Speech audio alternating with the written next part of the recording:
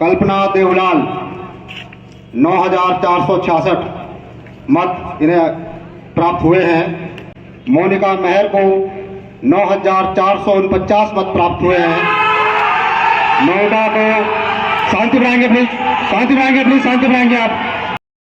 17 वोटों का अंतर और हार जीत। पिथौरागढ़ की सियासत में यही 17 का आंकड़ा नए सियासी रण का सबब बन चुका है। कल्पना देवलाल की कामयाबी बीजेपी के लिए एक नया संदेश दे रही है, तो मयूक मेहर ने नया मोर्चा खोल दिया है। लड़ाई आर पार की करने का ऐलान कर दिया है। घंटियों की गूंज कितनी सुनाई दी, कितनी नहीं सुनाई दी, कितनी दबाई गई, इन तमाम पहलुओं को लेकर मयूक मेहर की पहली प्रतिक्रिया आई है और उन्होंने सीधे सीधे ये कह दिया है कि इस चुनाव में धांधली हुई है। इस चुनाव को जानबूझकर प्रशासन ने साजिशन हराया है। मयूक मेहर का ये ऐलान बताता है कि आने वाले दिनों में पिथौरागढ़ की राजनीति अब अदालत की चौखट तक जाएगी। मयूक मेहर ने कहा है कि आप सभी का धन्यवाद, आपने पिथौरागढ़ नगर निगम चुनाव में मेयर प्रत्याशी मोनिका मेहर जी को चुनाव में सहयोग किया और जनता ने अपना मत और आशीर्वाद देकर जिता भी दिया, लेकिन प्रशासन ने धांधली करके ये चुनाव हमको हरा दिया। मयूक मेहर ये दावा कर रहे हैं कि इसकी घोर निंदा वो करते हैं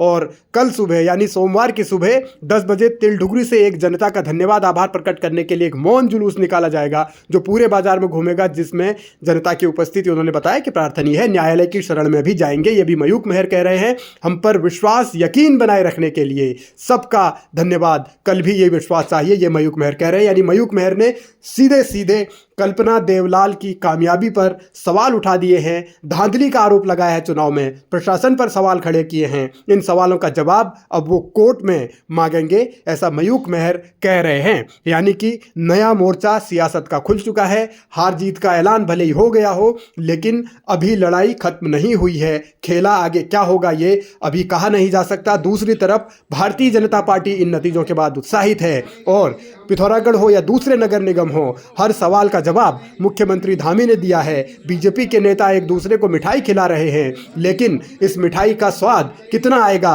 और इस मिठाई के सहारे सियासत कितनी और मीठी हो जाएगी, ये कहना मुश्किल है, लेकिन बीजेपी की अपनी रणनीति है। बड़ी अच्छी बात जो है, हर बार जो है हमारे जो प्रतिपक्ष के लोग हैं वो चुनाव में उनके अनुकूल परिणाम ना आने पर हमेशा एक बात करते थे, ईवीएम का ठीकरा जो है, अपनी हार का ठीकरा ईवीएम पर फोड़ते थे। इस बार बेचारी ईवीएम बच गई है, क्योंकि बैलेट पर चुनाव हुआ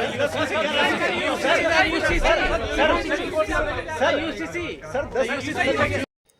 बीजेपी जीत से उत्साहित है इस बार, क्योंकि चुनाव बैलेट पर हुआ था, तो धामी वही तंज कस रहे हैं। अब बैलेट पर भी सवाल क्यों उठाए जा रहे हैं, और इसीलिए पिथौरागढ़ में जो कुछ भी हुआ है उसको लोकतंत्र की हत्या विरोधी कह रहे हैं। खासतौर पर प्रशासन की भूमिका पर सवाल उठाए जा रहे हैं। भारतीय जनता पार्टी के नेताओं को लेकर भी तंज कसे जा रहे हैं। लेकिन बीजेपी का सीधा सीधा दावा है कि उनकी तो जीत हुई है और अब वो आगे बढ़ रहे हैं, लेकिन लड़ाई अभी खत्म नहीं हुई है, ये तय है।